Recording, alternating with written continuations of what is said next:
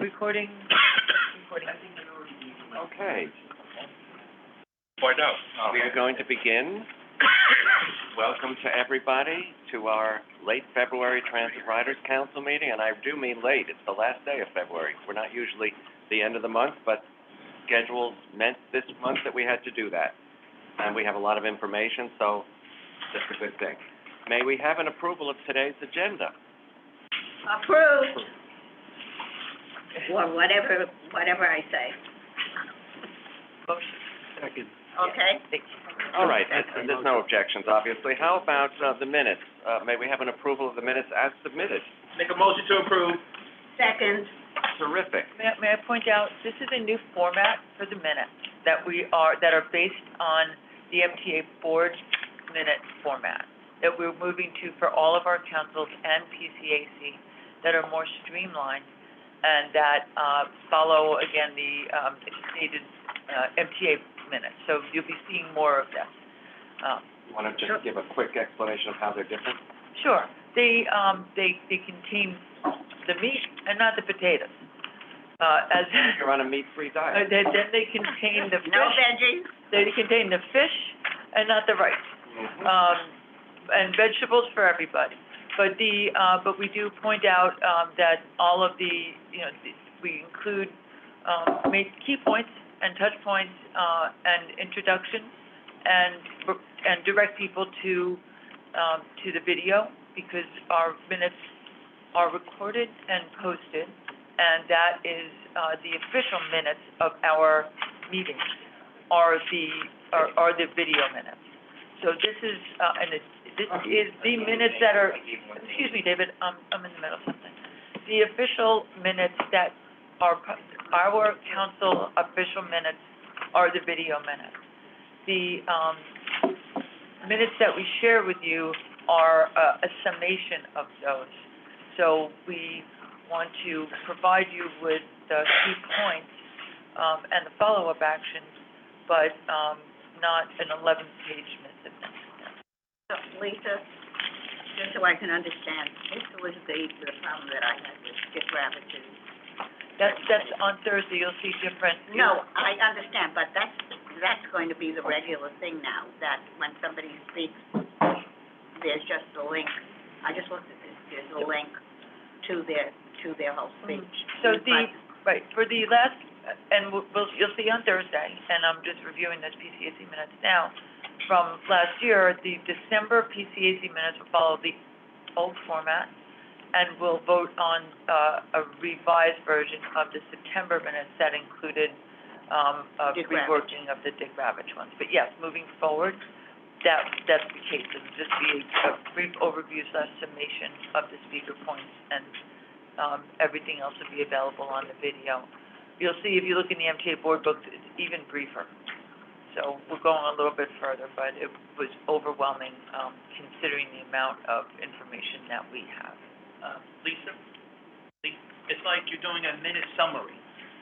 Yes, it's a minute minute. Yeah, because in the other councils in the state party, they're doing that too. But we call it summary. It's a synopsis of the minutes. Exactly.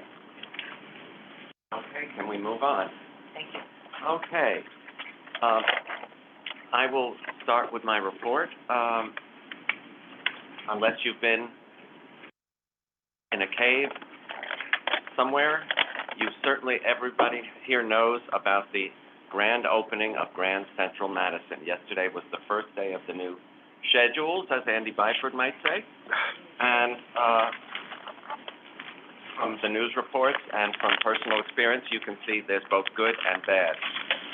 There is a massive increase in the Long Island Railroad service, the first in over 100 years, which is wonderful news.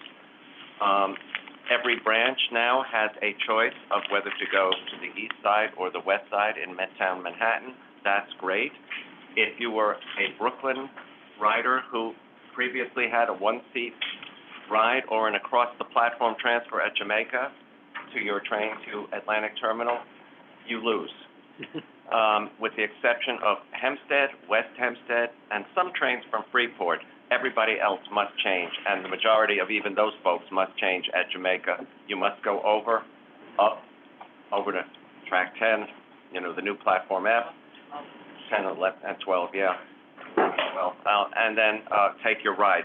The Brooklyn shuttle trains are more frequent, than the train service to Brooklyn previously was, but as I said, it's not as convenient as having the one-seat ride or an across-the-platform ride. In addition, I have spoken to both Kathy Rinaldi and Hector about there being really only one crossing at Jamaica Station to another track that is escalator or elevator equipped, and that's at the eastern end where the JFK Air train is.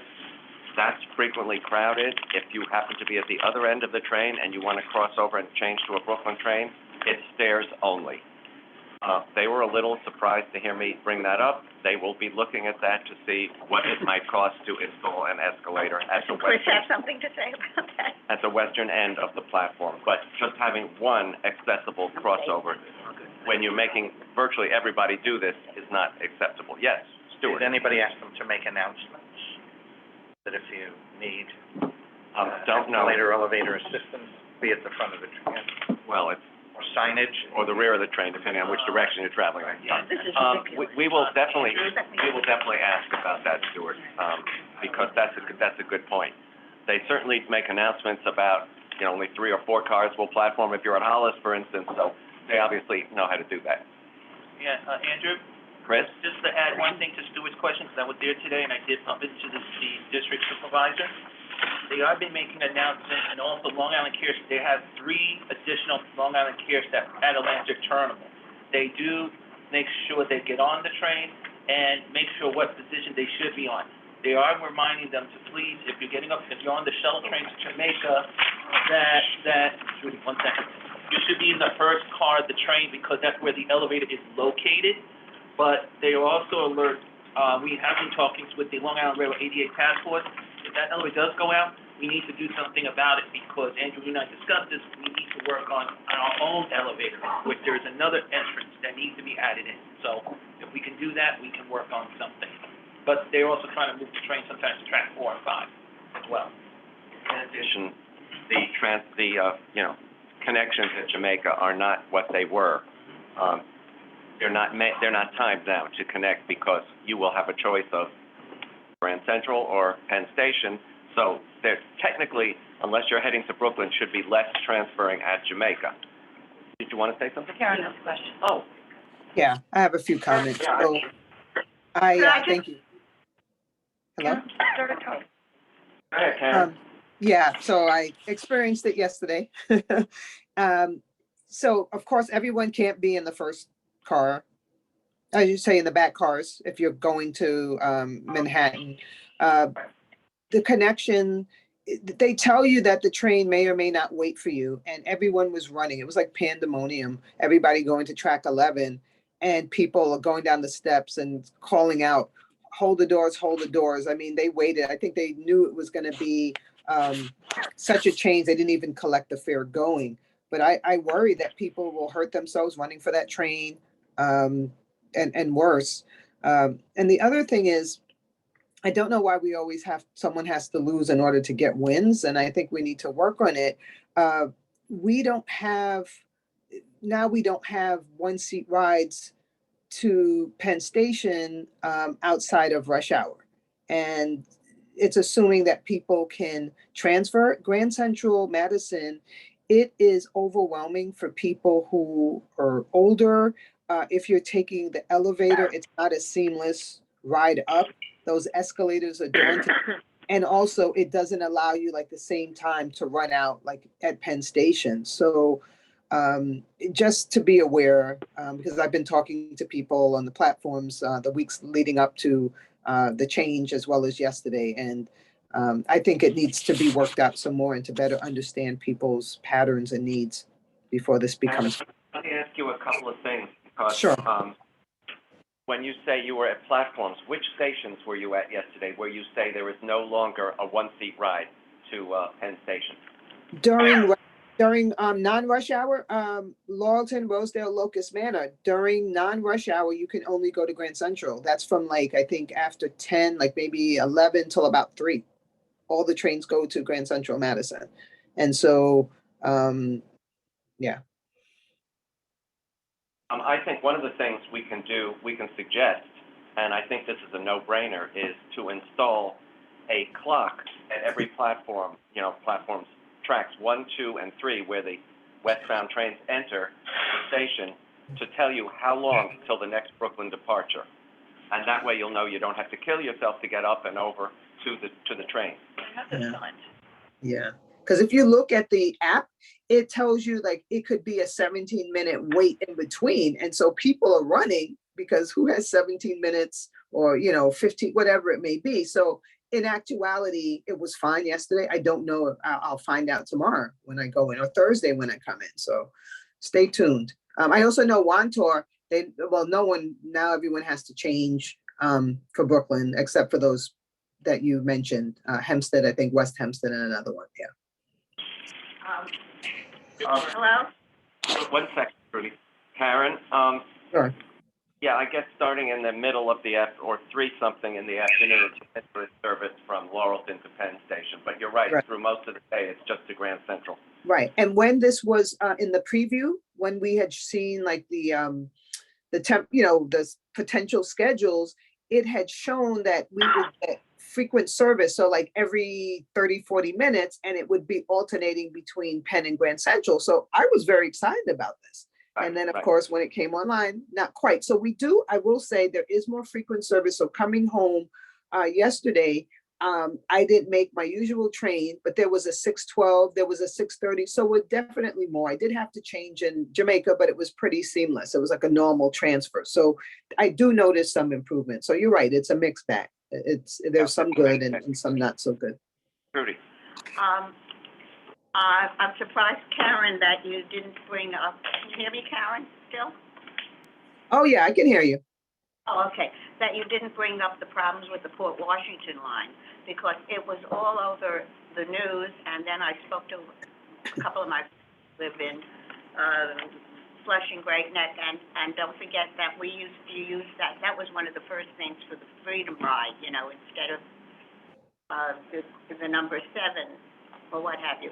At any rate, it seems to be that there is this big complaint that the express service, that the Long Island Railroad train, which was from Port Washington or the end of the line, right into Penn Station, it didn't make the local stops. I mean, people are happy who use the local stops and are happy that it still is, but there is no straight-through service. I don't know if Andrew, that was brought up or what have you, but it was all over as a matter of fact, Port Washington riders now have a 42 minute instead of 38 minutes. I like to see how the media is handling things, even when I go to the board meeting and after the press conference, I like to see how it's reported in the media. And on at least 3 stations, this became the lead, the negative part of it, not the positive part. Right. And about whether it's 2 minutes on one station or on one, I forget which channel, they said it was like what you just said, 6 minutes. On another one, they said it was 14 minutes. On another one, they said it was much slower. It didn't go straight through. But there was a lot of negative publicity. That's what I'm always worried about. Not how the thing is running or how smoothly it's running or anything, but how it is. You've heard me say this so many times, the factor relevant is the perception that counts. And then a couple of my friends who live out in Great Neck and Flushing and from the old days called me up, because they always do when there's something not positive, and said, how could you let such a thing happen? Like I have. How could you? How could you? But, Karen, I don't know if you heard, that's the, I guess that's Western, no, like, I forget geography-wise what it's. That's northeastern Queens. Northeastern Queens. I don't know if you heard anything about that also. Karen? So I just want to weigh in. So the Long Island Railroad Commuter Council is looking at this and compiling, hi Ryan, and compiling, issues and complaints as well. So. Right. And remember, Northeast Queens goes to Woodside, so they don't go to Jamaica, so there's, it's a little, transfer at Bayside to get all the way to, to Port Washington, because some of the trains are ending at Great Neck with the new pocket track that's built. And you could actually change at Woodside. You don't have to change at Bayside, which was not made for crowds waiting and transferring. That's But you even can worse. also just wait for your through train. I mean, it's So so the Long Island Railroad, Commuter Council is we're taking all of the complaints that we're getting, because they're coming in. and they should. And we're hearing them, and we'll bring these in. So if you want to email us your observations in addition to what you've said here. Sure. Well, Sure. I assume it's covered in the media report. It is, but we have That come out every month. personal- The the NYCTRC has said personal they are ones going to are- tweak it too. as they hear all of these comments, and, yes, Stuart. So just a very quick question. So, we're talking about things that we might normally discuss at PCAC, but getting back to our council for a moment. We're rehearsing for Thursday. I guess, drum roll. When we launched the Freedom Ticket, or the, service on the Atlantic branch, I think we should be looking at that now, and whether these changes impact capacity, and whether people are still finding Brooklyn as a viable alternative, even with the schlep to the other staircase. But the other interesting part that we should look at, because we always talked about expansion. So with the new $8 fee that you can travel between Metro North and Long Island Railroad, we should be exploring whether the local stations, there's ability to do what we did, increase capacity for people who want to travel interborough, the same way we looked at the other scenario. As I predicted when this was discussed, when Platform F, for friggin' inconvenient, was discussed, I said, rather than have a 3-seat ride to work or school or wherever you're going, some people, now that they have a not-through train to Brooklyn or an across the platform, may choose to ride to whatever Manhattan destination is on their train and take the subway downtown. And that is going to, we're going to see how that pans out. Is the Lex and the, the 2 and the 3 more crowded as a result of this? We have to watch that. And Stuart, Mr. X, your hand there for a second. In terms of looking at the expansion of Freedom Ticket, there's a City Connect, or the Connect tickets that they're going to be offering, so that you can buy them for $8 from your off-peak, and for your off-peak ticket for the price of your off-peak ticket, and then $8 to go. So if you want to go from Laurelton to Fordham, right? So that could cost you $13, or it could cost you $10 if you buy 2 city tickets.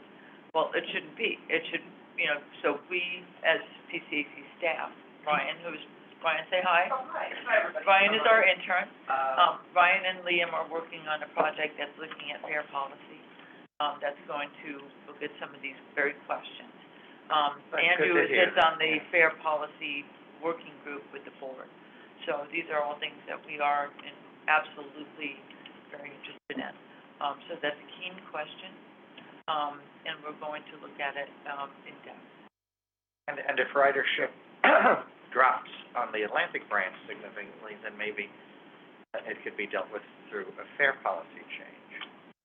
And while a trip from Laurelton to Fordham with an additional $8 is not a good deal, a trip from Laurelton to Poughkeepsie is a very good deal at $8. Yeah, exactly. So it depends. Right. No, that's something to definitely look at. You have to be savvy. Yeah. Absolutely. Mr. X has. Mr. X? Why can't Kathy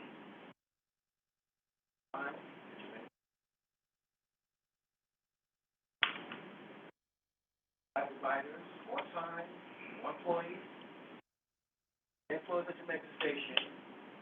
What else she needs to do here? We open the bathrooms. Okay. Because I have to go up to the state aid train, Signage is very important. Right now, the signage, if you're on the upper level of Grand Central or even the lower level, is not good to get you to the Long Island Railroad level. And they know it, and they're working on the signage even as we speak. So that, we basically had 2 points, right? One was about reopening the restrooms, and the other one was about posting signs to help people get over to, the other track, right? Yeah, Right, so that's one of your points, is to open the, is to reopen the restaurant. They should have remained open over the years. Yes, understood, but that's one of the points that you're making. Yeah. I just wanna make sure I have it right for the minute. Post more signs Yeah, and also deploy employees. We got it. Any employees you can deploy okay, at that station alone. okay. We have a lot to cover today, so if folks could speak succinctly, that would be much appreciated. Deborah? Yes, I'm gonna make it really quick. I was asked to test the different platforms of Long Island Railroad, Jamaica, and I pointed out, you only have one elevator where now they're gonna put the Brooklyn train in. I said, if it's out of service, how are you gonna get me, or I said, you can get me up the escalator, because I'd be assisted and help the walker up.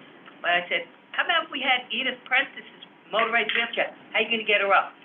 And they were We like, actually started discussing this very issue, but before you arrived, and but I pointed out the western end of the Jamaica station is stairway only. but I was taking, Hector took me around, because they had to see, could I see the sign? And I brought that up 4 times, and this was more than 2 years ago I did this, so, 3, he's correct, it's 3. But I just want you to know that it has been brought up continuously. And I also could tell you that since the Port Authority controls those elevators, I'll be visiting Port Authority's meetings on a regular basis to make sure they keep those elevators running smoothly. Thank you. Any other hands? No. Okay. So, as I said, they will be watching the ridership, they will be seeing how trends develop, they will tweak schedules as necessary. I think they're getting a real earful about, on the Port Washington branch, having to change trains at Bayside. You really don't have to, you could just wait for the train to your destination. No, but it's not only, that's a quicker connection in some cases, so that's why they put it in the schedule. Andrew, it's not only the changing trains, is that there is no through service at all. Yes, there is. Oh, well, that's not what I... There's absolutely through service to Port Washington. No, I mean, I'm sorry, express service, where it's... There is, it just starts at Bayside and then makes local stops to Port Washington as opposed So to... there's no direct... There was a nonstop to Great Neck before, and there was even a nonstop to Manhasset, and the Manhasset Yes. Plandome at Port Washington. Those, I think, are gone now. Yeah. But there is still express service. It's just serving northeastern Queens a little more. Okay, I think we've done that one. Something that is related in a way, but we'll see how that works out with all the new schedules and traffic and people not quite sure what train they want yet, and if they're holding doors or whatever, but on-time performance, we've got notice at the last meeting, is really high now, both for Long Island Railroad, Metro North, and the subways. 85% on the subways, which is, like, amazing. I don't know if it's all times of day, but we got the numbers at the meeting last week, and it's looking really good, and that's with all the weekend GOs as well. The new GO weekend service manager, Hector LaSalle, is doing a really good job with, Not Hector, I don't mean Hector, I mean Jose. Jose LaSalle. Trudy, I'm surprised you didn't correct that. They both show. No, I just... Yeah, they don't actually. They don't actually start with H. Correcting is... But no, he's doing a great job. He even knows how to correct himself. And shuttle bus I'm service correcting. has been, pretty on time as well when they substitute, like, between Kings Highway and Coney Island on the F the past few weekends. So, things are looking up on that end. We do have a presentation today on more accessible stations coming. I'm not going to go through the whole list, but there's some very impressive ones, and ones that we have waited on the Upper West Side many, many years for. When Andy Byford was here, he had said that the goal was to be, you are never more than 2 stations away from an accessible station.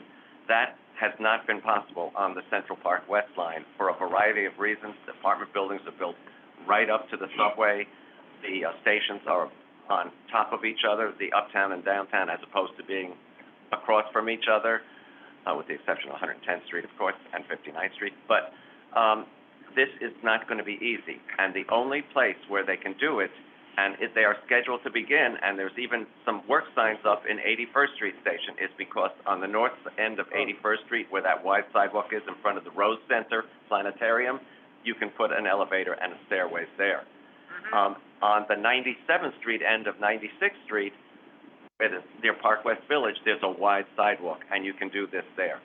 On that line, there's really no other places to do this, and those are 2 stations away from each other. 81st is 2 stations away from 59th, but 96th is not 2 stations away from 125th, where the next accessible station is. So I assume that because 110th Street begins side-by-side platforms again, they will look at that. There is room to do it at 110th. But right now, 81st and 96th on the B and C lines are scheduled to have work done, and I'm sure you're going to hear more from Q when he's here. But there's a lot of impressive stations on this list. And very importantly, all platforms at Broadway Junction are going to be made accessible.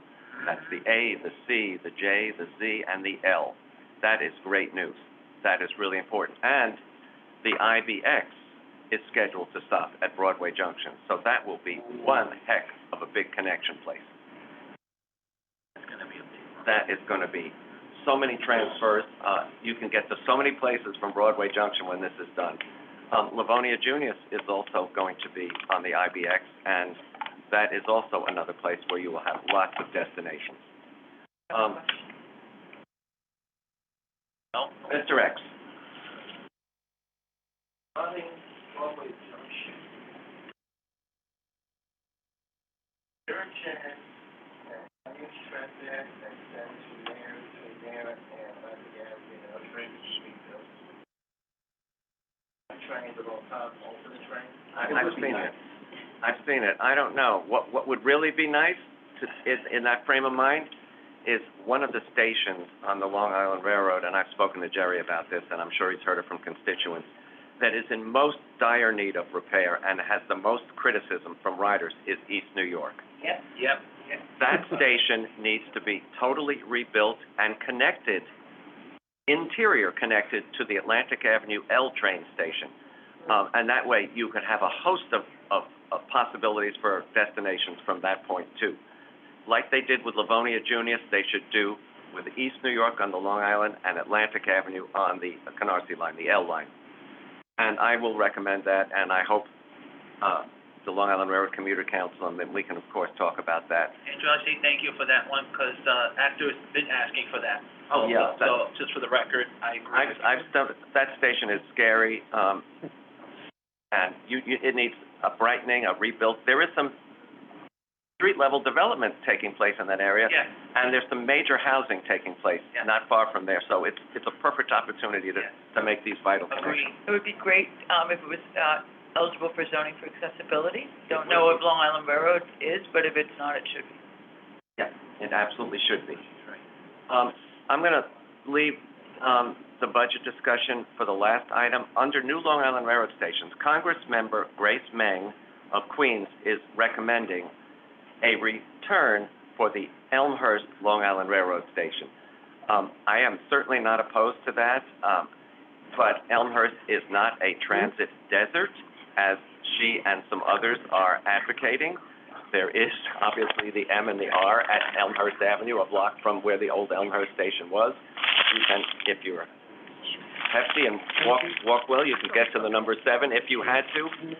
But a station that has been torn down that is, in fact, in a transit desert is Springfield Gardens.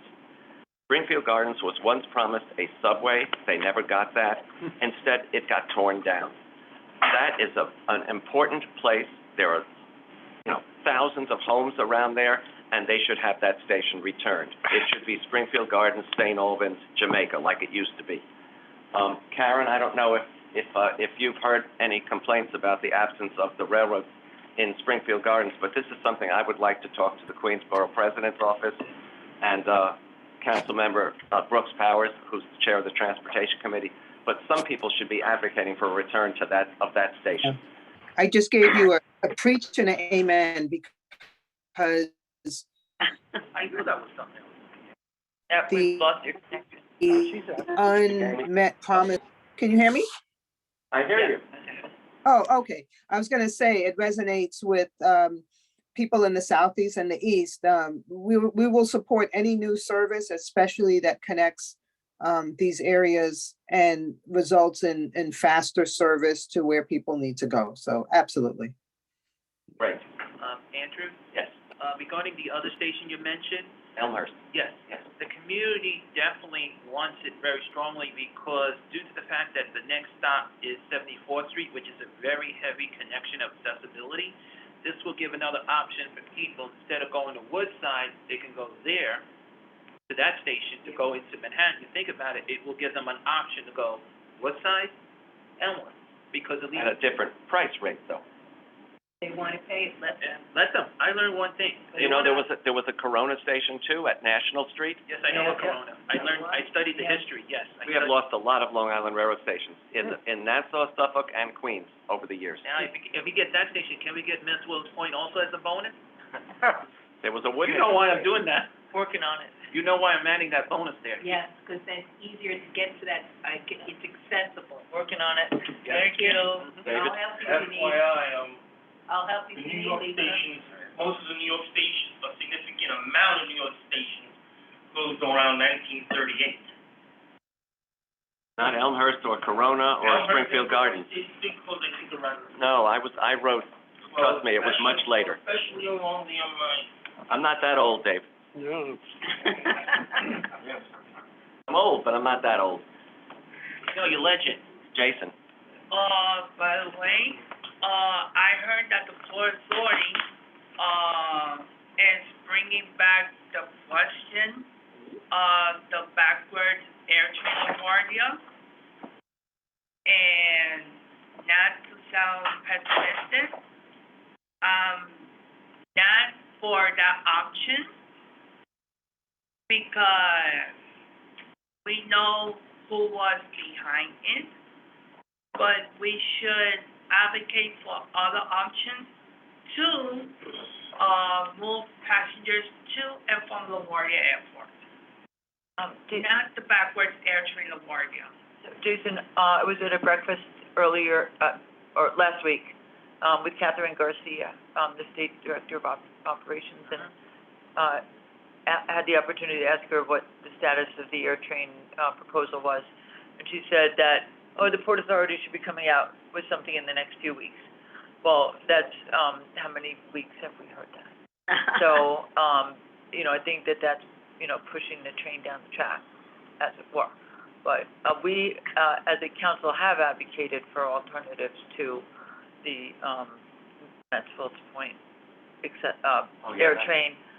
That was the way that station was going to be made accessible, which is unfortunate that was the only way that was in the books, but, Very important. that doesn't mean that there isn't another way. No, and I've advocated for an air train from the Woodside Long Island Railroad Station, which is served by all the branches, over the BQE into the airport, like the other one is over the, Van Wyck into JFK Airport. It would be so fast, and it would be so convenient, because every railroad branch stops at Woodside, if you're on a train that stops at Woodside, obviously. That is correct, Andrew. But if they do it the other way, via Mansfield's Point, what will happen to the Casey Stengel bus depot in the Corona Yard on the Flushing line?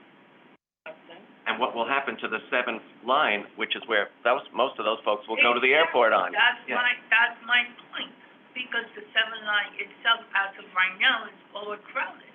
Exactly. And I will be using that line. So to let's go add through people with luggage to it. And luggage, forget it, it'll be an overloaded train, plus the Long Island Railroad. Can we, is it on this topic, or can we, Move on. David and then Mr. X? One thing is that federal funding prohibits funding for discretionary riders. It has to be only for airport people. Mr. X? If you didn't know, private bus opposed, airport air train. So when, it was underserved, this is going to stick.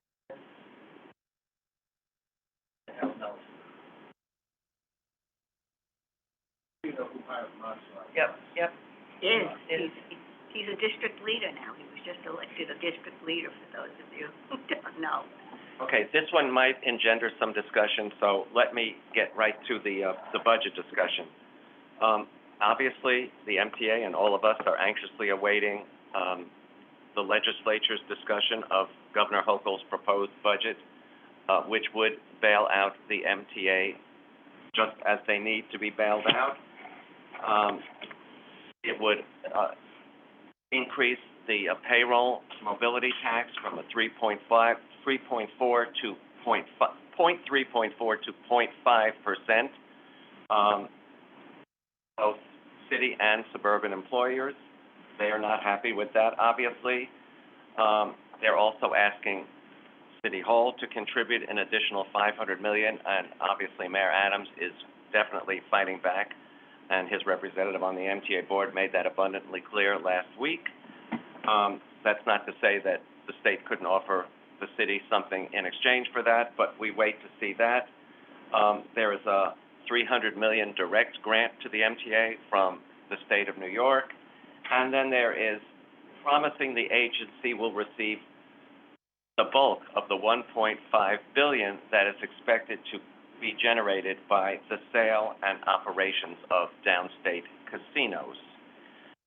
We understand, and everybody has made it clear that that's 5 or 6 years down the road. However, I have sources that have told me that as currently constituted, the law would have to be changed, because right now it says those monies can be used for educational purposes only. I know, I don't want to put anyone on the spot, but I know Trudy has sources much better than my sources. Much Thank better, you. and perhaps she can give us some further clarity on that topic. But that law has to be changed, or this money does not come. Okay. Well, first of all, I always hate to correct you, as Lisa knows, but the $1.5 billion is only the fees each in order to apply to get a casino license, and there are about 10 different companies right now that are vying. But those that are chosen then have to put up at least half a billion, that's $500 million, before they can even get the license or get the site to operate the casino. So that's one part of the money that I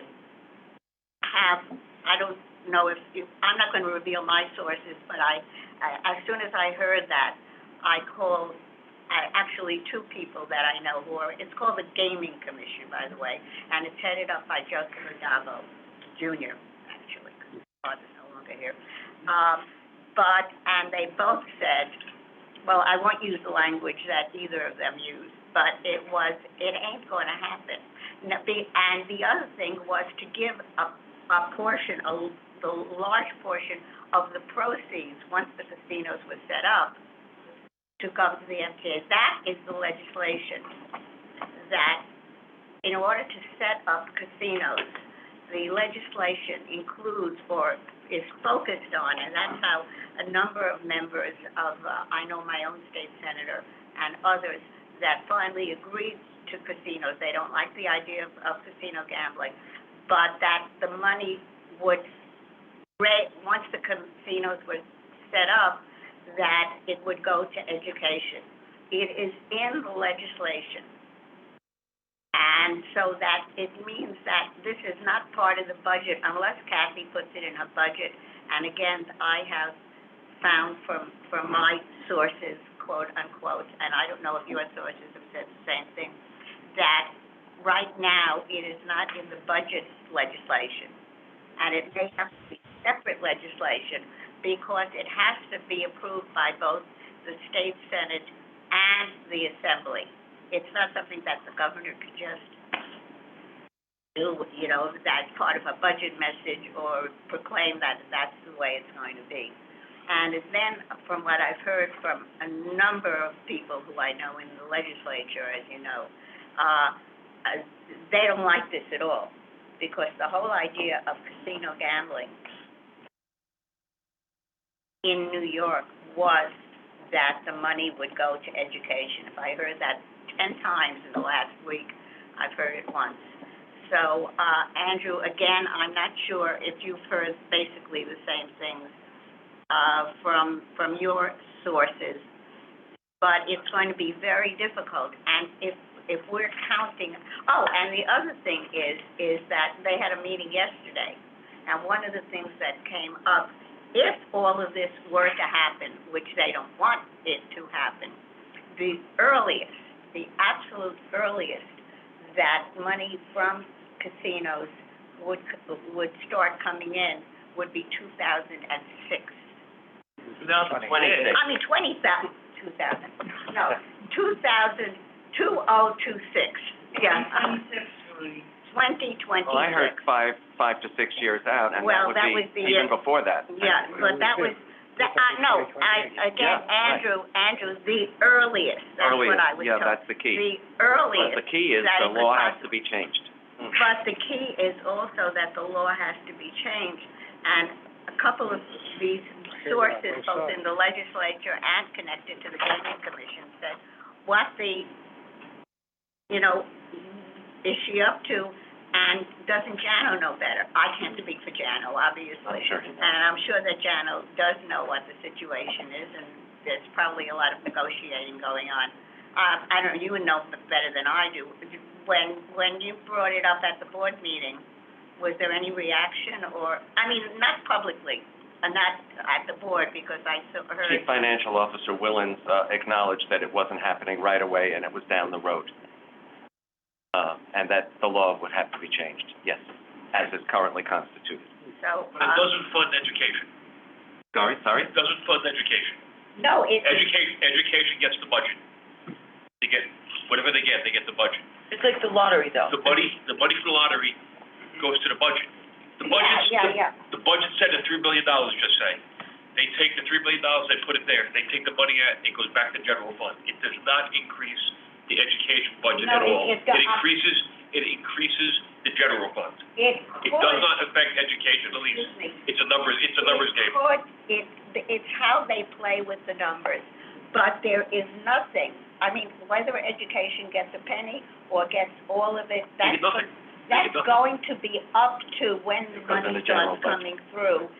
That it goes to the general fund, and then it could go from the it They could. backfeed the general fund through that. The Really? education budget does not increase I made one it, penny.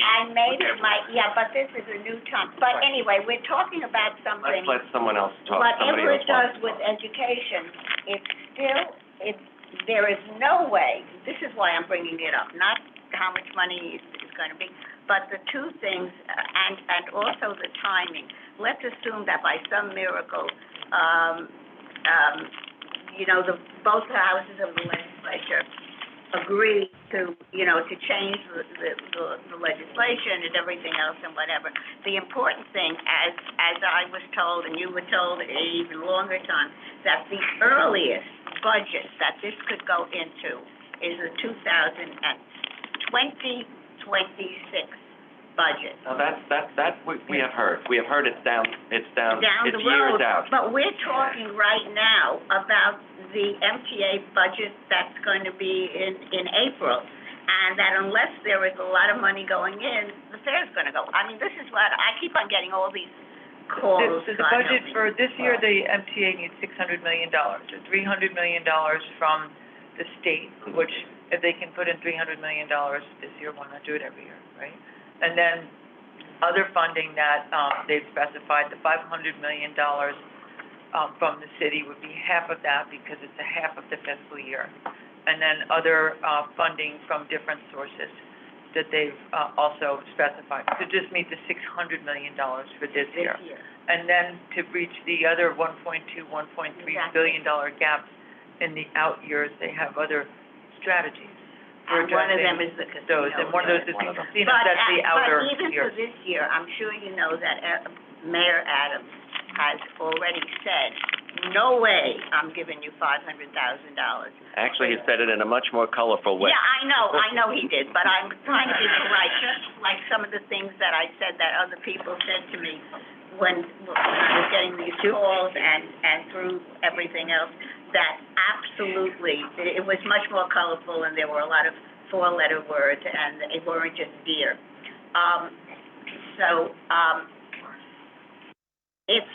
I don't know if we want to do something gotta or speak- say, no, I'm asking you now. You said it publicly, but I don't think there's anything we can do right now. I think we've raised the issue. I can. Testify? We testify. I can ask, No questions. If we write an op-ed, we'll certainly run it by everybody. No, well, this, I don't think we should write enough, because then we're going right in the face of Jano and the Oh, no, governor. about support for funding the, MTA without being specific. Without being specific, no, because I brought this up with one or two of the people that I spoke to, and they said, look, right now, we can't do anything, but let's see if some miracle pans out or something, happens. Okay. But I just thought I should bring it, You since have. he brought it up. We're going to move on. And thank you so much for making me talk about it. the additional insight. Mr. X? Sorry, start again? Don't expect the mayor to Professor Ted Long to, contribute. You mean the 500 million that, Don't expect him to do anything. If someone has done nothing, he has to keep going, and the big reform will be done. well, as the transit system is the economic engine that moves the city and the region, I think it's to his advantage that the city, maybe they, do some trading with the state, but they have to pay something to keep this system. It is the lifeblood of the city of New York, and, I think the mayor realizes that. I know his board members realize that. There just will probably have to be a trade-off of some sort in money. But Oh, just seeing Q walk in reminded me of the other thing that they're fighting over in terms of the funding. yes, Which is accessorized. exactly. Because, the state wants the city, this was another one that Eric Adams said was one of his four-letter words, that no way the city is gonna take it over, but that's part of it also in terms of the funding. So maybe, I don't know, Q, if you can talk about if anything is happening with that when you give me. Q is going to be talking about a host of things, not the very least, but maybe the most important of which is a really explosive growth in making stations accessible, and the list is like every line and places you would not have even expected.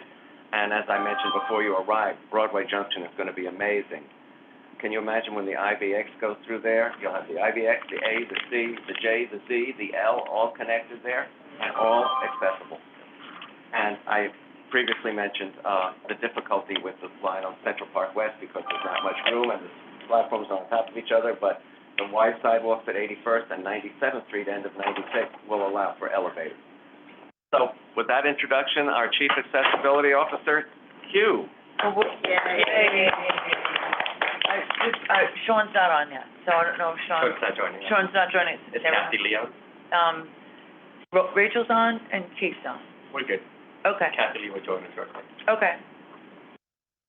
Well, thank you all for having me. It's always a pleasure to come back and talk to you all about all the exciting things that we've got going on. I think Rachel is going to take over and share some slides so that Why didn't you can present see. your Just give me just a couple Yeah, minutes. just a little clip. This is Okay. our, mic. Got it. Here. So the whole world can hear you, Yeah. and Thanks. Rachel can hear you. So yeah, Rachel is going to share her screen. We have a presentation deck that we put together with C&D. So as Commissioner Albert mentioned, we're really undergoing some historic changes here at the MTA. Over the last 3 years, I'd say 2.5 years, accessibility has become a prism here at the MTA, really by which everything that we do at the MTA, we look at it through the lens of accessibility, safety, and equity for all New Yorkers. So thank you all for your advocacy. You've had a great role to play in that. Thank you, Lisa, and the rest of your team. Accessibility is in every conversation that's being had here at the MTA, from Jano all the way down to our maintenance folks and people working on those automatic door openers at the end of outside the building. So Rachel, you could just take us to the next slide and move forward. So I'm going to be focusing a lot on the capital plan so that I could shed some light into a lot of the work that's coming and already under works. I don't know how many of y'all got a glimpse of that release that we put out earlier this week, but 12 stations are being made accessible this year alone, and over 17 other stations are getting contracts for us to make them accessible. So just a little snapshot. In 2022, we completed $636 million for accessibility, replacing over 26 elevators total throughout the system, installing two stations, and the list goes on and on and on. If you can look at how much of the budget for the capital plan was dedicated to accessibility, 47% of the total budget, huge investments, really putting our money where our mouth is. And as Jano said at the board meeting, unprecedented work for accessibility, more than the last 3 capital plans combined in this plan, and we are executing on that. You see here, as many of you have heard, our commitment in this capital plan is to make 70 stations accessible, and we're already halfway there, about halfway there. So we're really proud of the work that we're doing despite our financial concern and the fact that we do not have a fully funded capital plan. I know that Lisa has been continuously testifying on the need for more capital money for the MTA, but even without... And the start of congestion pricing. And the start of congestion pricing, which a lot of this money is expected to come from. So but notwithstanding, we are trotting along, and a lot more commitments to come this year. Next slide, Rachel. So I don't know how many of you saw the board meeting, but Jano showed this slide. 34 stations have active construction right now for accessibility system-wide. As Commissioner Albert mentioned, really in every of the 5 boroughs, we are doing work that enhances accessibility right now at this very moment. There is no redheaded stepchild in here. You see Staten Island is getting some love as well, really distributing the commitment and the love here. Next slide, Rachel. And as I mentioned, I kind of led with that 12 stations will be open this year. So I hope many of you will join us as we celebrate stations becoming accessible in all the 5 boroughs this very year. Some of my favorites are in the Bronx. We know that we have a lot of our commissioners who are particularly concerned about the Bronx not getting some love in some time. I am very proud to say that we are making Hostos 149 accessible, which is a huge hub for us. And we'll look later on to see the complexities when we do design accessibility work at hub stations like Broadway Junction, where we have many different lines coming together. It's really an architectural marvel, engineering marvel, but we make it happen, and those students at Hostos are really going to reap the benefits of having an accessible station. Court Square lines. Yes, and Court Square is coming.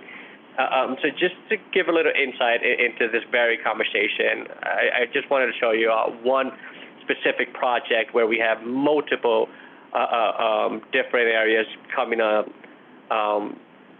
This is a $324 million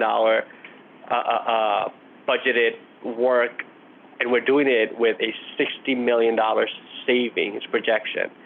So really, Jano's tagline isn't just a buzzword. We are really delivering our projects early, if not on time, and under budget, which is huge for us as we have these constraints, financial constraints system-wide. Really couldn't be more excited of the work that's coming out of C&D and the complexity of that work. So the next slide, I think, will show us what those complexities look like. So I'm going to give you guys a snapshot of why it's so difficult to build accessibility projects. Retrofitting is the scariest word out there for me. And here's the example of 149 Grand Concourse that I was talking about, where we're having to build 3 different sets of elevators just to get down to that station to meet all those different connectors. Such a complex station. But we're not shying away from that. We're doing quite the opposite.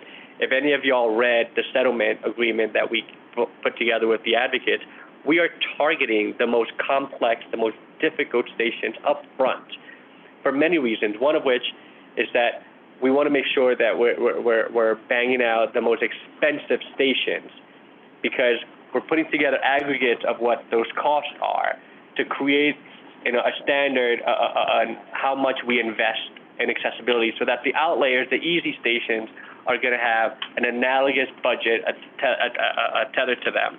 But really, Grand Concourse is one of those very, very complex projects that we've been underway and will be opening this year finally for the students at Hostos, and all the development that has been happening in the Bronx. That area is really eye-opening, all the construction that's been happening there. Do you mind holding your questions to the end? Thank you so much. Rachel, we could go to the next slide. So, something that I am particularly excited about is wide aisle gates. Really, the first time, I think, since inception that we've looked at the fare rate here at the MTA and are redesigning how our customers access our stations, how people enter our subway stations, really moving away from the AFAS gates or the automatic doors that we have in our system now in about 200 of our stations, which were supposed to be a stopgap measure. They were never supposed to be an institutional solution, but we hit pause for a very long time. Well, we've successfully earmarked $25 million in this capital plan for us to study what a new type of fare rate could look like, what new entrances could look like at the MTA. And I'm very proud of my team, C&D, Siri, from the President's office, and of course Rachel Cohen, my deputy, who's helping us here today. They've been working tirelessly with one of our vendors to install a pilot gate here at 2 of our stations, and we will be installing those 2 gates this year. One of them is going in Barclays, and another at Sutphin Boulevard. Sutphin Archer. That's what it should say. Yes.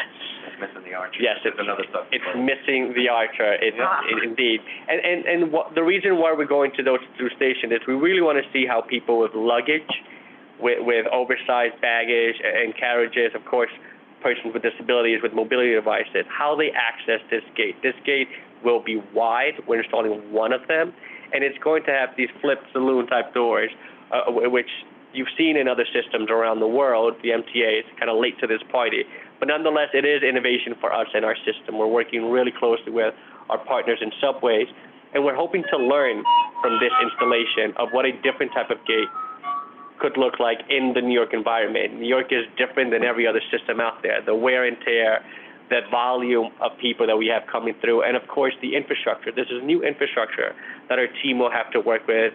You see there's a ramp on the floor of the image that we have on the screen, and for those who can't see, this is a wide aisle, a metal gate that you'll be able to tap into, enter a MetroCard, or tap with Omni, and there's a little bit of a ramp because there's wires underneath for connectivity, and these are all the things that we're testing. You know, how are people going to be able to maneuver this gate?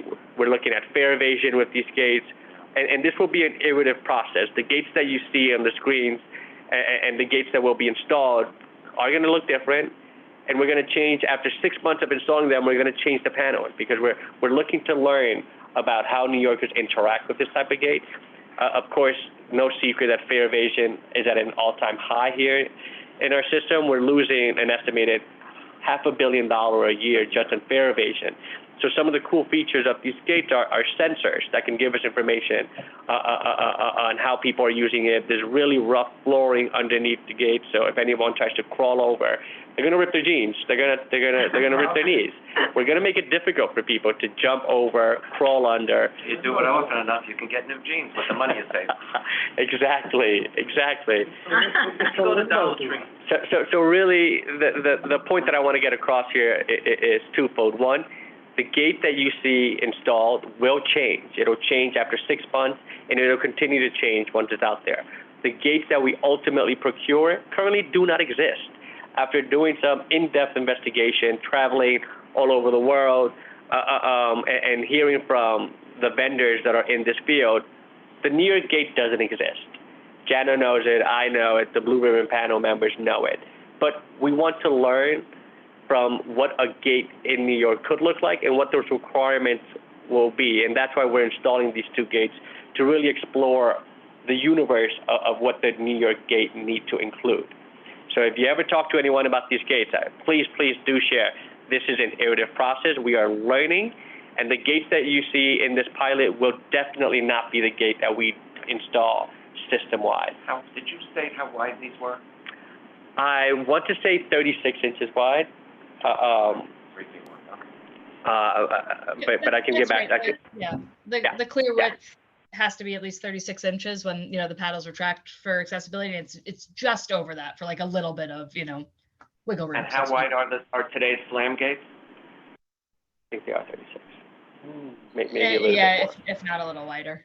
A little wider. Yeah. I thought it was 40. Yeah. Yeah. Maybe. Definitely at least 36. So I'm really excited about this, and I'm really happy that Jan was backing us up here. On improved reliability, a lot of you have come out with me when we're testing our new elevators that we've installed. Definitely proud of a new elevator at Penn Station. Our new redundant accessible entrance at Penn Station, which has the two-way communication compatibility and opportunity for people who are hard of hearing or who are blind, can also engage with our agents should they need to from those elevators. Really new technology, and we're modernizing how we engage with our customers and how we keep people safe. So if you want to see some cool elevators, definitely go to Penn Station and see those new elevators in action, something that we're really proud of as well. And again, another redundant location here was Times Square. You heard me say 2 years ago that the Times Square project and the shuttle was a phased project. You know, we had phase one when we opened up the shuttle again in that beautiful new station that we designed, where we aligned the shuttle and removed one of the shafts there, really creating a very wide platform, very accessible platform. This project cost over $200 million to complete, and that was just phase one. Phase two, we opened late last year, which again adds a new redundant accessible entrance to the Times Square platform, which is a huge connector for so many lines, including the shuttle, the 7, and I'm really excited about that. You know, some of you might have read the story in the Daily News last night, or heard Commissioner Valdivia at committee and board talk about elevator access and our conflict with third-party developers. Well, this helps that problem at Times Square, which is one of our busiest stations in the system. Having a redundant elevator will guarantee access when one elevator is down, with whatever mishigas that developer is experiencing that day. So I'm really proud of this work, and I look forward to continuing to work with C&D to build more redundancy throughout the system. Next slide, Rachel. And again, you know, we've seen that the demand for elevators is higher than it's ever been, not only because accessibility matters so much for 1 million plus New Yorkers with disabilities, but also tourists. The city is about to hit an all-time high this year, estimating over 65 million visitors are going to come to visit New York City. That's 5 million more than used to come before COVID. And that's putting huge strain and huge demand on a lot of our assets, including elevators. People are coming to New York with their children, with their parents, with people in mobility device, and they're using our elevators and our accessibility features more than ever before. It is because of that that my team is working with Kathy Rinaldi and Rich Davey to put a plug and pitch to C&D that we build bigger elevators, that we don't build to the minimum requirements under the ADA, but that we build to the need that we see happening all across our system, from Long Island, New York City Transit, and up in Connecticut. We see more people using elevators. Elevators are universal. And I just don't buy that elevators and ramps are just for the disability community. That's not true. That's a great badge you can make. Elevators are universal. Absolutely. So we're really excited for this continued partnership with C&D to really make all these universal enhancements true. Yes, sir. These elevators, the newest elevators, send an electronic signal when they go out so someone knows that they're not functioning. All of the new elevators are equipped with LiftNet, which is our software technology solution that allows us to learn when elevators are out of service, allows us to do some remote monitoring, and provide more real-time information. You've heard Rich Davey speak at committee about our commitment, and Commissioner Jones talk about the need for even more real-time information as our customers ride along the system. So every new elevator is being installed with this technology, whether they are ours, a third-party elevator, or whomever is putting these elevators out there. Every new elevator will have the technology to allow us to monitor it. Some folks are using the elevators to move large amounts of freight and heavy Is there a limit to the amount of weight that these can serve before they go out? Absolutely. There is a limit. We used to note in the elevator a weight that didn't mean much for people. So, President Davey has asked his team to put out a number of people that is the maximum. So you'll see at South Ferry, there's a big yellow sign that says 8 people maximum, to help put those numbers of weight into the reality for people to understand. Unfortunately, Penn Station is one because of all the activity down there, where a lot of freight activity happens through the passengers' elevators for all the businesses that operate down there. Do you happen to know the poundage limit? Is it 1,000 pounds? It varies per elevator, but it's also noted in the elevator. Every elevator has that noted in the shaft. Next slide, Rachel. I wanted to give you guys a look at going even deeper on the conversations of both complexity and redundancy. This is one project that is massive. You all might have heard the press release that we put out on 14th Street shuttle that we're closing the connectors for some time there because we are rebuilding those shuttles. We're rebuilding those connectors, making them accessible, but also building redundant access to this station, this hub, I would call it, because this is where the path intersects with the 2-3 line and the 6th Avenue line at 14th Street. We're making 14th Street accessible from point to point with those limitations at Union Square, of course. And really, this is 6th Avenue, where you're going to have a redundant access path to the path and the 2-3 lines, as well as the F&M line. So 1, 2, 3, yes, 1, 2, 3 lines. So I'll just give you guys a second to look at this image. It really shows the street elevators that are coming on 14th Street, on the north and south areas for those lines. Also, the elevators that are being built on the 6th Avenue line, again, delivering a redundant access to this hub. This is going to be a huge enhancement, truly a game changer for people moving in and out of New Jersey, coming into the city, or of course, moving along those 5 lines, those transit lines that are there. Are you taking questions? I know you've been taking from Andrews, but otherwise. I think this is the last. Okay. Next slide.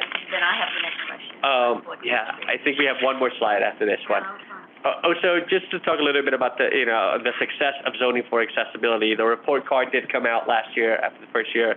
I believe we had about 5 projects, which is a lot more than we thought we would have on the first year of ZFA. A lot of applications coming through, and Queensboro Plaza is one where we will also be building another redundant access path to the subway line here. This one through ZFA.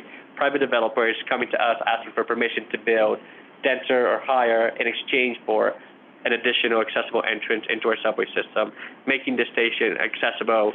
It's really a game changer. The MTA is no longer an island building for New Yorkers, building accessibility here in our systems. I'm really proud of ZFA, the work that my team, Transit-Oriented Development, did, working in collaboration with the New York City Department City Planning to really make this change in the building code come to life. This, with 3P, is really changing how we build and who gets to build to enhance accessibility at the MTA, and I couldn't be happier of these new partners that we have at the table. I think this is the last slide, and then we'll take some Q&A. So in conclusion, we have an unprecedented investment for accessibility, 34 stations in construction, 12 opening this year. I hope you will all join me at those events. They're really fun. Elevator replacements will continue to work. This is a huge component of our portfolio, state of good repair, keeping the infrastructure that we have today operational, and of course, building more elevators and ramps. I'm going to say that again, ramps. We've been choking on this idea, both in Forest Hills, on the Long Island Railroad, even here in Staten Island, where some elected officials think that accessibility means an elevator, and I'm having very active conversations educating them that that is inaccurate. Accessibility does not mean elevators. Those two are not synonymous. I am building ramps, And I'd be happy to entertain a conversation with anyone who thinks that that's a problem. I am building ramps system-wide because ramps do not fail. Ramps never go out of service. And the maintenance savings that we have with ramps are really huge. And in a time where we need to be fiscally conservative and be very cautious about every penny that we spend, well, I am going to take the tens of millions of dollars in savings by building ramps versus elevators. So I hope you all agree with me. Please do engage in conversations if you don't, and thank you for your time. We'll take your questions now. Thank you so much, King. Should I say thank you for your redundancy? Yeah. Thank you. Absolutely. Trudy was first. Yeah. Oh, well, I was just gonna ask about 14th Street, but I have two other things. I might as well bring them all up, and then we can get them, and I'll try to be good. At 14th Street, and what I do is I monitor, given my PR background and everything, so I monitor, especially on television and online, which is what more people use than way it's in the paper. I'm sure you know all of that. And one of the things that was brought up, I think the 14th Street shutdown announcement just came out yesterday or today, or it's very new. And the question, again, and more than one broadcast, but it's all over New York one especially, because a lot of their people take the L and they're very upset about it. But what is going to be done, and it's going to be at least a year, we say it's 10 months, it's going to be a year, we know that. I hope that you're right, and it's going to be 10 months or less. But even if it's only 10 months, how are people going to get around? I know there are transfers and there are ways that they can do it, but especially for people with disabilities or for older folks like me who have to walk, and now that I have my leg problem, I'm really even more sympathetic to this. So I'm just wondering what provisions have been made at 14th Street. So, there were a lot of people who could never use that transfer before for many reasons, and they had to do what everybody else has had to do, which is, come outside and do the transfer on foot. We are working closely with the New York City Department of Transportation to ensure that those curb ramps and those sidewalks are accessible. There's a lot of construction happening in that area. I was there just last night looking at the accessibility in the path, and we'll keep observing it to make sure that we provide a accessible path of travel for folks who need to make that transfer on foot outside. Okay, so that's 14th Street. Now, what I brought up before about, what do you call it, not guide a ride, accessoride. I keep on calling it guide a ride. I always have since we started. And what is the situation with accessoride? And again, people call me, it's not on time, it's not this, but now that there is this back and forth volleyball between the mayor and the governor about who's actually going to be funding it, maybe you could give us a quick update on. So the budget conversations are ongoing. We won't see the dust settle until April 1st. But what I can say to anyone who's asking is that this will not impact service. We will continue to deliver service to our 60,000 active accessoride customers, no matter who pays for it. People forget, but the MTA has been running paratransit only for 30 years.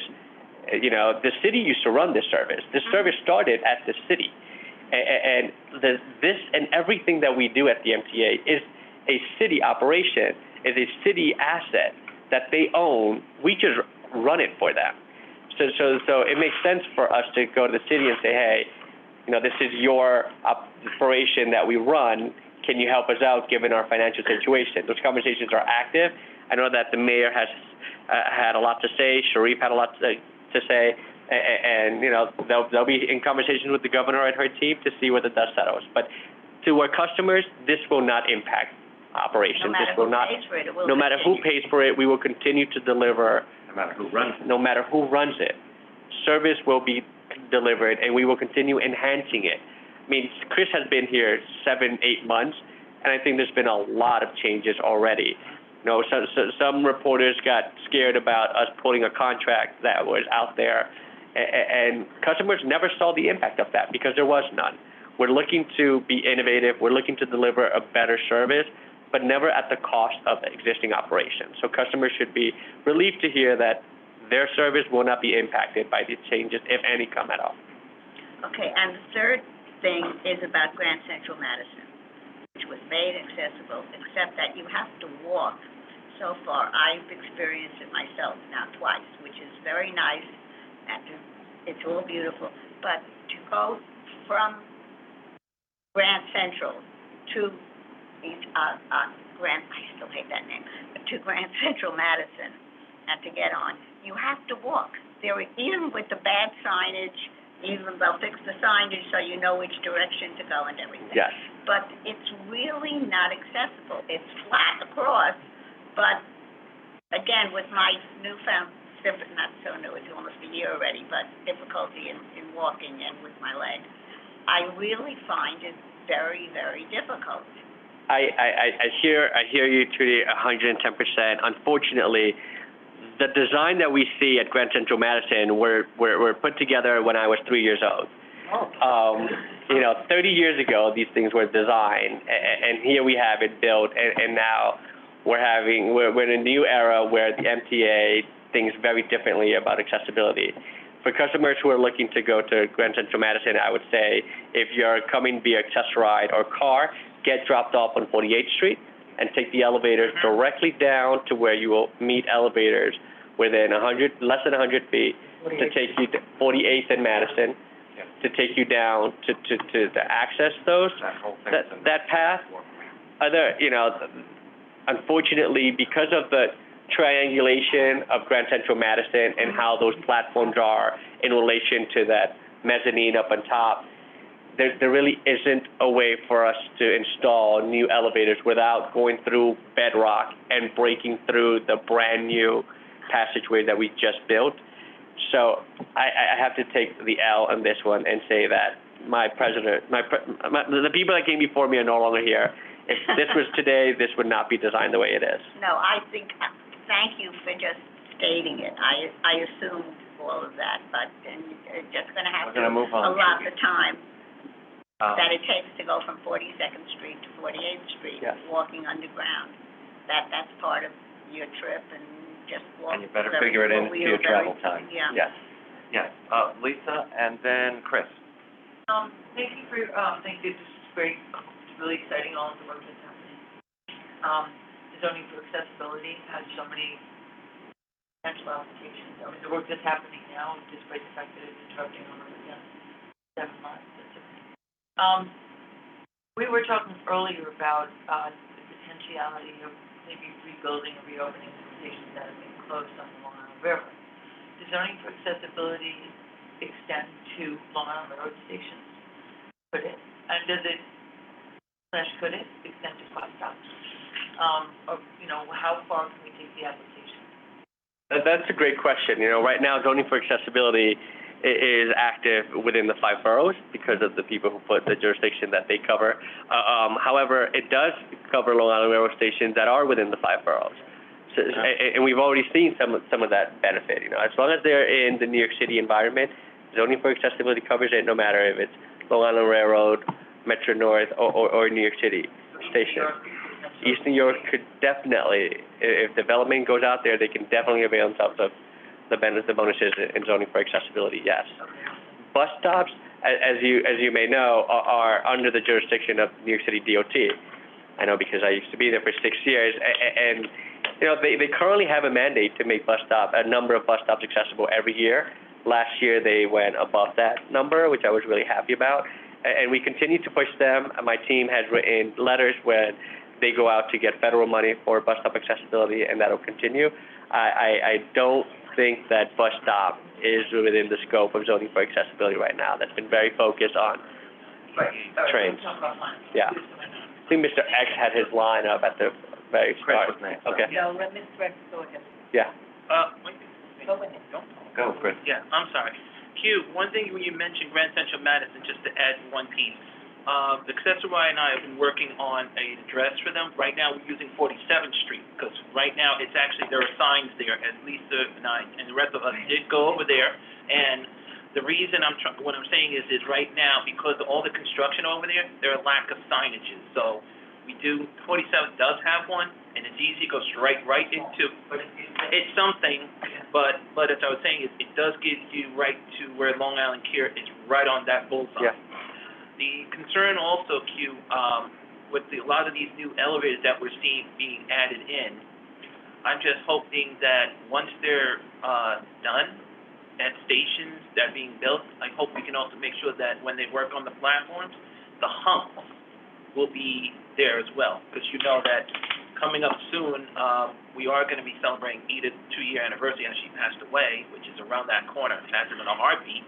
But something she always wants us to do is make sure that in the middle of the platform, or somehow the front of the platform, to make it easy, ADA accessible, so a person, doesn't matter which disability they have, wheelchair walker or baby stroller, whoever, can get on easy and safely.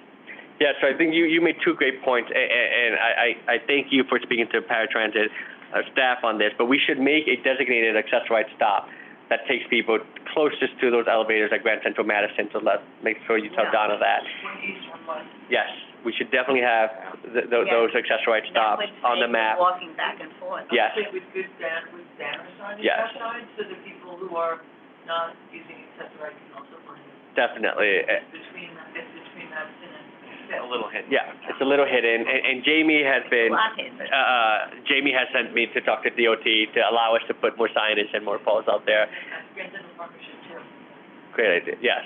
Second, that is, So that's a great point, Chris. And then on your second point, I can guarantee you that no accessibility project goes without a accessible boarding area project. These are synonymous, they happen contemporaneously, so you will not have an elevator without an accessible boarding platform. That I guarantee you. But thank you for the point. May I It's very well suggest taken. that you also go to Steve Green, who owns, 1 Vanderbilt, Okay. and get him to also put the signage on his building and pay for some other signage. He's done a lot when he's approached, but he has to be reminded Yeah. that it should be done, so Absolutely. you should go to him also. Mr. X.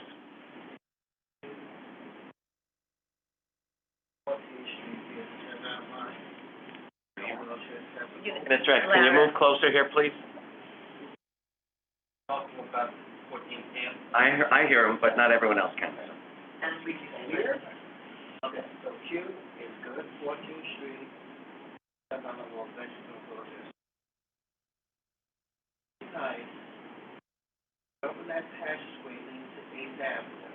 The gas station is well accessible. I discovered it approximately 31 years ago, and I said, well, man, I can passageway close. I mean, it's there. Why couldn't it be used? Could have helped many riders, because of their having disabilities. Yeah. Yes. There's no excuse to that. 14th Street, 8th Avenue Station is wheelchair accessible. 8th Avenue, 14th Street Station is wheelchair accessible underneath it. You got the passage lane to the 1, 2, and 3 train. It was closed in the last 31 years long. You're making 14th Street, 8th Avenue Station wheelchair accessible. So why not build the passageway, making it easy to ride? So if there's no service on 8th Avenue for any reason, have 7th Avenue service. Well, the opposite. See, it's up to the MTA head, with Professor Harris, Florida Davis, with a bigger nose and a smaller head, to stop taking and start giving. That's what his problem is. It's also time to start attending public hearings, which he failed to do earlier this month. Thank you for your comments. Kathy Lee from CND is on the line. Kathy, can we put a pin on that and have a conversation about the passage shuttle connector between the 7th Avenue, 8th Avenue pedestrian passageway Oh, so don't know what that. on 14th Street? Yes, absolutely. Thank you, Kathy. Okay, who was some of that? S-Train, Fourth Lane Shuttle, that station is really successful. The transfer 6 Avenue line is a little bit between 6 and midnight. Are you serious? It should run for 24/7. The DNF trains operate 24/7. You tell us we're going to transfer to and from 6 Avenue between 6 and midnight. So you just tell us between midnight and 6 a.m., well, it's past your bedtime, so you can't use the transfer. Especially if you have no other alternative. You're paying the same price. Are you serious? So I'm going to say a couple of things about that. First of all, that connector that you're speaking about is not open to me 0 hours a day because there is no connectivity right now. So like many other customers, I have to come up to the street and make that transfer on foot outside on the sidewalks. So I'm sorry for the service interruption, but, you know, there are thousands of people who can never make use of that connectivity right now. We are working. We have a plan right now to make those connections accessible. And I hear you on the outages. There are many places in our system that are closed overnight for safety reasons. Port Authority and several other stations do close after late night hours, and that's for safety reasons. We also do not do that lightly. We look at the number of riders that use that transfer during the overnight hours, and that connectivity, it's in the hundreds at most. And you have the 7 line, which you can use. And you can go and make that connectivity underground as well. So you do have that connectivity on the street, underground, like everybody else does it. David? You showed an example of capital-intensive wheelchair, making capital-intensive station wheelchair accessible. For example, 149th Street Grand Concourse. Another good example, I think, would be Broadway Junction to the A&C. Because you have to literally rip up trucks in the street in order to get to it. Could you explain as to how that's being funded and how much it costs? Well, Broadway Junction has been a design that's been on the way for quite some time, actually. When I was at New York City DOT, remember, part of the administration, Mayor Bill de Blasio gave the MTA $3 billion to enhance their capital project, and with that money came 7 stations that the city said were a priority. Broadway Junction was one of those stations. So the funding is as everything else that we do here at the MTA. It's federal, it's state, it's city. And all 3 make up the money that we need to do our projects. I also want to, refute the premise of your statement on making these stations wheelchair accessible. We make these stations accessible for every of our user, from people with hearing disability, sight impairment. We really want to make sure that everyone has access to these work that we're doing. And there's actually a press event coming up soon. I'll make sure to make you all aware about at Broadway Junction, where the mayor will be there talking about the relocation of the police precinct, the Transit Bureau precinct that's there, and all the enhancements that are being done at the pedestrian level on the street. So we'll be there with the mayor and city officials to announce the work that we're both doing to make that complete neighborhood and area more accessible and more pedestrian friendly. It's a challenge, I admit. Absolutely. From the AC platform up to the L is a long distance. Yeah. And don't forget Chuck Schumer put something in too. Always. Deborah? Yes. Well, Hugh, the one thing that I want to elaborate just a bit on Chris is saying, the way the elevators have been put in, sometimes they're in the center of the station where it's the boarding area. That's fine, except when the hump sinks, okay? Not as good as it is, we used to be able to go fly over. I use the walker now. What's frustrating is the elevators that are at the either end, and then in comes the train. And I want to get on the train, and not every station is there, it's level, and it's frustrating, because one day we can go take a walk together in a few of those stations, so you can see how when and I know it'll hurt your back, but it hurts me when I have to go like this, and I'm on those, I understand why the safety bumps are. I'm not telling you to remove it, protect us, but it's not good. So the problem what I wanted is and yes, I did get her blessing, I want all the station, every station that has elevators, especially if they're at the end, the hump should be level. So I don't have to pray because I'll have to let 2 to 3 trains go, because I can't get through the crowd, because God forbid, I just say, excuse me, like, right. No, you wait. It's frustrating. Right. So I absolutely hear what you're saying, and I understand the concern. And I experience it myself when there's a train at the station and I can't board that train because I need to get to the boarding area. Yeah. However, I'll remind us that there's assets that we deal with, right? There are different trains that we deal with in different lines. Some of our stations have Amtrak shared with Metro North. They have old trains that are about to be decommissioned with brand new trains and the AC that we're about to test, and these trains don't all sit at the same height. So to be able to deliver you a 100% guaranteed entire platform isn't feasible because of these asset class, and that there are track changes that shift the height. That's why we're very intentional of guaranteeing leveled access at that boarding area. How do we It's frustrating because things change, and something that I'll say is, listen, we have 70,000 employees here at the MTA, but we have 1 million New Yorkers with disabilities, 8.5 million New Yorkers in the city.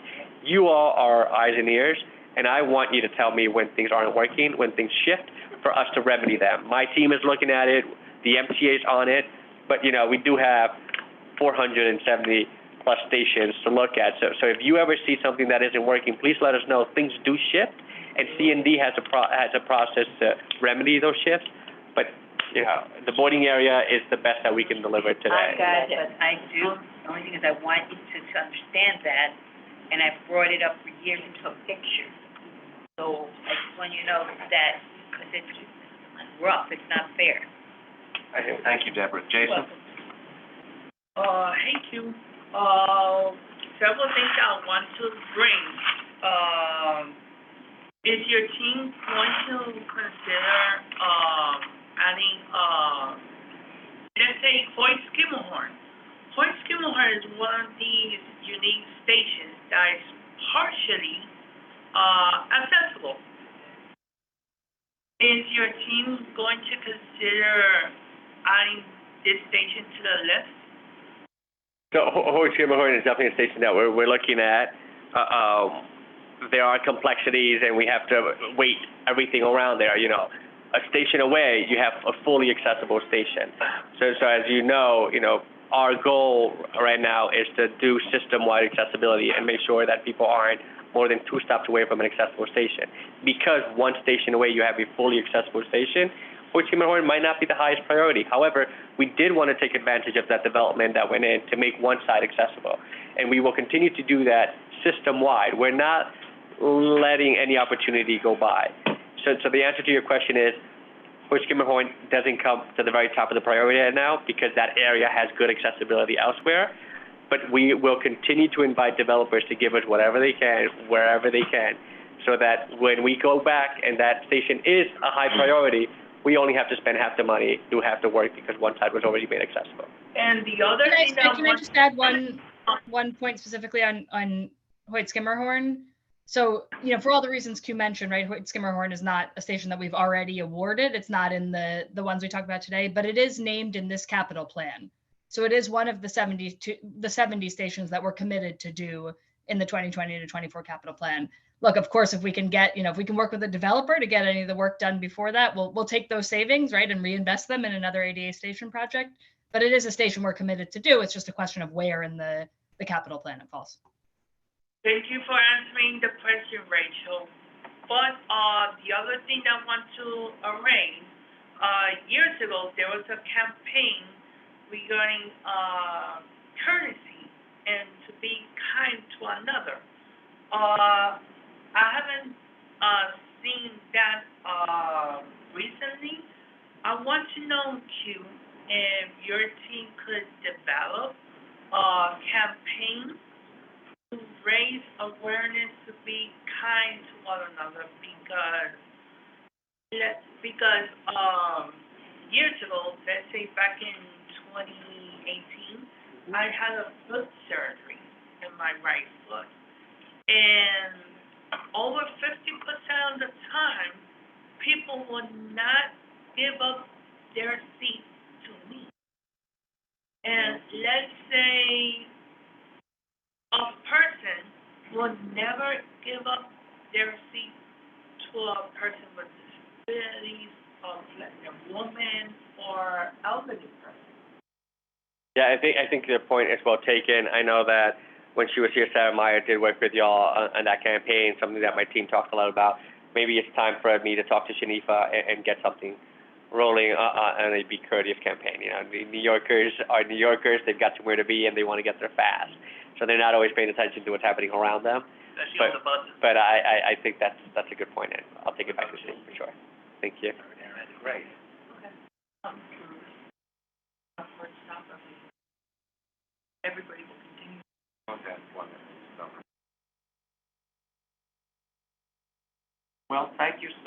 you. Good, It's thank really you. been wonderful, as usual. Can we Yeah, go on thank you. record, can we go on record for, giving? Everything you a just said here is. No, no, I know that, but especially because having worked with a number of people in the area of disabilities over the years that I've been here, this is for me, but I think I speak for all of us, that working with you and the work that you've done and your concern and everything else, just a great big thank you, if nothing else. I actually And agree if we with can that. go on record as giving Thank you. a great big thank you. It's a pleasure. I second that. All right. Thank you Like, again. continue with your meeting. Thanks for having me. Thank you, Rachel. Thank you, Thank you, Rachel. Rachel. Okay, that was very educational and informational. And redundant, right? In all the best ways. Positively Positively redundant. redundant. No, for me, that is not redundant. How about new business? Who has an No, item? how about old business? Well, we can do old business first, sure. Okay. Well, yes. Oh, your hand is up. My hand is up. I know, I'm a short person and I have short arms. I just realized this and I've spoken to you and just about everybody else about this, about wearing masks on buses and trains. And it's getting, when I put my mask on when I'm on a bus or a train, all the people around me they go, oh, and a lot of them were carrying masks. But now that we have this new, whatever it is, with the flu and with COVID and with everything else, and I heard on one or two buses a while ago, part of the announcement was, and please put on your mask. But I don't know if we went on record as asking, according to the minutes we were going to, or whatever these things are called now, calling for a signage on board trains to say, I know it's not mandated anymore, but if we can ask for some kind of signage, PSAs, there are PSAs about everything else, both in the subways, the subway stations, on the subways, and on buses, just reminding people, because I find that when people are reminded. We have asked several times, and as recently as the board meeting, Jerry Bingman. Oh, I know it was. Jerry Bingman has asked at the board level. Randy asked, and Andrew spoke up about it as well. There were about 10 outside speakers at the. Right, but the board members also asked about messaging, and the MTA basically says we're not a health agency. So, I believe David Jones left it that to ask about, Frankie asked at the very end of the meeting about messaging on insecticides, specifically. Why not? Why can't they? There's so many PSAs. There are signs that currently say masks are not mandated but strongly Where encouraged. are those? In the- They don't say strongly, but are Encouraged. Optional. Where? I have not. Optional. We say strongly. No, we they say said strongly encouraged. recommended. And, We yeah, have asked, we have sent out press releases. No, but where are the in the signs? out front advertising panels. They come on all the time. Yeah, In the subways. yes, I saw them yesterday. What about on the buses? I've seen them in the buses. There are some errors on some of them. Frank did say, Lisa, I know they sent you an email, but they're working on some of the buses right now, because some still have errors. And they were putting some signs on some. The out, where it flashes on and on. But I'm talking about an actual, just, if we could ask for that inside the buses, because people get on the buses, they don't even look, they see if it's their bus or it's not their bus or whatever. We have asked. We've asked more than We once. put it in We've asked writing? more than twice, yes. Could we send a letter? We've asked more than once, we've asked by email, we've asked by press release, we've asked again by email and again by press release. The board members have asked at more than one board meeting. And many public members. And yes, specifically to the chair and to the CEO, and have gotten, Are you talking about the journalist or no? Okay. so, we can just beat our head against the door so many times before. Okay, no, that you've given me an answer. that would be a different health issue. Yeah. But, just on Trudy's topic, and then I have another old business Sure. issue. So again, I brought up that the scroll signage about subway rules still hasn't been updated, where it still says. Rules of conduct, you mean? Rules of conduct on the train, it still says masks are mandatory. But in terms of this question, and I'm still involved with occupational safety and health, and her point is valid, and it's still something we should pursue, maybe at the PCAC level. But again, the authority is still, I don't want to use this word, but still stocked, not stuck, still stocked with masks. So the fare control booths still have them, and, you know, it should be something to continue to promote public health and safety. What Trudy was saying is the other angle, because masks help prevent against other diseases that are transmitted through, that are airborne. So the flu, something else is going around right now. So I still think we need to pursue it. And just to make you feel a little bit better about that, you may recall it was maybe 2 years ago, we had somebody speak to us about things that the MTA was experimenting on. Yes. And one of the statistics that he came out with was that because the air is recirculated so many times per hour in subways, buses, and commuter trains, and actually airplanes, but a little less, you're actually safer in that environment from some of these airborne things than you would be in an office. Yeah, but that was at a time that masks were mandated. Masks are no longer mandated. That's I still wear my mask. No, I wear mine all the time So do I. also. But I'm saying people need Depends to who's be in the car. reminded. Could we?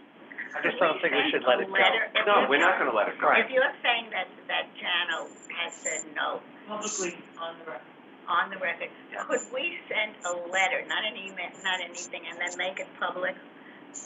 Just requesting, direct to Jano, or just a press release putting it out? We've done both. First we sent the letter, then we sent the email, then we sent the, press release, then we sent another press release, then we did a testimony, and then we sent another press release. Well, we've done this for months. Really? For months. Okay. Yeah. And, I mean, as recently as last week, it was raised again by our board member. So, you know, and the We're out answer there. is, we're not a public health agency, and we're not going to make, mandate. Right. No, we're not asking for a mandate. But you cooperate with public health initiatives, and you participate in other joint ventures with other agencies, so I don't buy it, and I think it should be brought up at the PCAC. Okay. But I had another old Go ahead. topic, and that was station cleaning and cleanliness. Do you have any updates for us? Because it's getting stale already. I know, but I do have one update. Pun intended. There's a new chief state officer of stations. Barney Gray has left. Okay. And He did. so did they give you any update on Make whether? Amtrak. I will get the new person. No, they had staffing issues with the pandemic and some union issues. Have we heard They've any? hired a whole new bunch of stations. They were able to do that? They've been starting to hire new stations. But Bill Montanile is the new Okay. chief stations. I will make sure that we have, Maybe Bill should come in for a presentation, maybe he should. you know, because in his first 100 days, looking at how they did business, and maybe there's a better way to schedule. If it's a station if it's Fulton Street that you're referring No. to, okay, because if it's a repeat station, I would get the station manager in here. Right. Fulton Street is intermittent, so since I last spoke, there was progress. My community Okay. board, people are having lots of issues with 96th and Broadway, and they've asked me to get the station manager in to speak to him about that. Right. West Fourth is still. Okay. I actually agree with, You're right. Andrew, to back it up, because this is not a joke, let's be serious. West Fourth Who's Street. joking? You do sometimes joke when I mention I agree with Stewart, so I just want to get serious on this one, because You don't always agree with Stewart. I never said that. No, he's agreeing. I'm agreeing. Let me get to this point. West Fourth Street, Times Square on the new elevator that he put up on the screen queue, and I've been putting this in. They do need to be cleaned strongly because we are seeing the homeless using it as a bathroom again. We're talking Times Square now? Yes? Yeah, the new one. And It's a tremendous station. Can you zero in on the part? I just said the one was on the screen. The new one. where the shuttle is? Yes. Okay, thank you. Yes. And adding to that also, because West 4th Street, I know Edith complained about it, I'm still complaining about it. The only way I'm going down there is with a bottle of hand sanitizer, with my mask, I'm going Uptown, downtown, Both Sixth directions. Avenue, Eighth Avenue, which level? both directions and street level, all three. There's only 3 elevators at West 4th. Which, is it the Eighth Avenue level or the Sixth Avenue trains level? 8th Avenue, So the and upper level of the station? Yeah. Okay, thank you. they're all disgusting, doesn't matter which way you get off, you gotta, But if it's dirt on the Sixth Avenue platform, I would want to know that. I'm talking about the elevator. Okay. And I'm saying, we're He's good talking about with the the upper platform. level. Got it. What about the lower? The lower level is okay? The lower level is, It's a- okay. Tolerating. Let's move on, folks. We have a limited amount of time. Mr. X and then David. Old business, this is still. Okay, fine. Number A, old business wise, as you know, public hearings were held this month, back to back. Attendance wise, they suck. Can you tell us public hearings on what issue? Okay, the 2-1 public hearing was regarding putting station agents outside the pool. If people were dissatisfied, and this is that public hearing was terrible. It was similar to the New York County. On the following Tuesday, which is 2/7, another public hearing was held regarding that project. Just like to know, just in case you don't know, Jano and myself sojourned downstairs before that public hearing started. We were upstairs, onto the floor. So therefore, he was somewhere inside the building. And yet, he no-showed, does still with the car like the phone for all scholars was super far back. Which I find really disturbing. I expected him to attend that public hearing, be in the state to the end, but at least attend. And he couldn't do that for us. Okay. Also, I just like to know, in addition to that, was that a Tuesday public hearing? I had to wait 15 minutes. That's honest, Sam, and son was unprepared, which I didn't appreciate. When I spoke to her about it, she wasn't listening. I said, are you serious? My brother said, I got 2 words for you, Peter Calico. Thank you. David. Now, of course, the hiring of bus drivers was constant and required during the pandemic. What about promoting them to bus dispatchers? Because right now, there are only 20 in the entire damn system. There should be at least 400 for the entire system. Has the PTA taken a position on it? We're not aware of that. No. I'd like to know where it's from. And just for your information, believe it or not, today, February 28th of 2023, I saw a notice that said we're running as much service as we can with the crews we have available. I thought that was a thing of the past, and yet it continues. All right, let's move to new business. Chris. As I gave to all the members here, I gave you guys the new, Omni information. This is on the new customer center, which I did attend the Coney Island one. There is one in Atlantic, and there's still one at Yankee Stadium. And more to come. Yes, so this gives everyone information about, the Omni information, as well as where the stores are selling it as well. So to answer, I know last couple of months ago, I said, we'll have to look for this brochure. I found them at the customer centers. The only place they don't have it is at Stone Street, unless they already. Incredible. So just want to add that in. But as you know, we all been going around to the stations and stuff and seeing, the new customer centers. We're seeing a lot increasing in Coney Island and Atlantic. Okay, thank you. No problem. Jason. To back what Chris was saying, when I was coming up here today, I saw, Rich Davies. They opened center today. One of them is at 34th Street, Penn Station, on the 1, 2, and 3. Also, I think in Queens, if I'm not mistaken.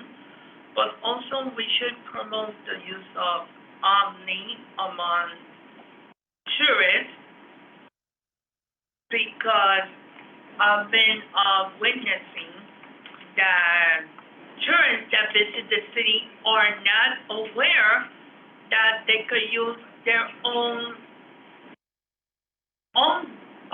Debit or credit card. exactly, to pay the subway or bus. Well, I think that's what's gonna really change the dynamic is when the Omni vending machines are put in stations, and that is coming. We know Then that. everybody can buy one, wherever the heck you are. We know that, Andrew, but also, I've been doing a series of TikTok videos on social media to make awareness about this. But also, the MCA should do, social media, videos about this on all social media outlets. I'm guessing that when they start releasing the vending machines, you're gonna see lots of airplay about that. Because eventually, in less than 2 years from now, the Metro card is gonna be a thing of the past. Okay, the last And part. another thing, Andrew, a couple of days ago, I found out that New Jersey Transit is not gonna have a fare increase for the 6th year in a row. And today, Bill Murphy is gonna announce the state budget. Yeah, we all heard that. Thank you. Mr. X. On new business. MCA public hearing, 6 p.m., 240 East 109th Street, on the second subway. I'd just like to know that all the subway train systems to that address have no downtown, uptown transfer, no wheelchair accessible, and survival trains only. Living nice, MCA head, Andrew, ask her to repeat the address. Fifth Street Light Station, with a certified expressible train, with the code was that the downtown transfer and has more ridership. Again, it is, these MTS continue holding, picking bad times, sites, to hold these public hearings. When is this? What station are you referring to now? MTA public hearing. Where? 3:15, 6 p.m. Where? 240 East 109th Street. East 109th Street, so it's the 110th Street and Lex Station. It's on the second of the subway. It's on the website. Pre-registered if you want. It was advertised on time, under 4 weeks before time, or 1 month before time, of saying, because subway trains into that building is 110th Street. Yep. Does it have a downtown transfer? No. Is it wheelchair accessible? No. Is it somebody local trains on? Yes. It would have been nice if the current MTA head could hold that public hearing near 125th Street, Right. Madison Avenue. They're holding them all. They're holding several of these hearings, so they will definitely be at wheelchair accessible stations. They're gonna do plenty of them. They're just starting up again with the public hearings. There are going to be so many that you'll say, why are they holding so many? I All right. guarantee that. I've been in touch with Folks, them. we, have to leave, so thank you all, and if you're coming to PCAC, we'll see you Thursday. Thank you. And please, RSVP for, meeting Andrew. sending in person. We're out of this room. Okay. Maybe Hi, everyone. later. Bye.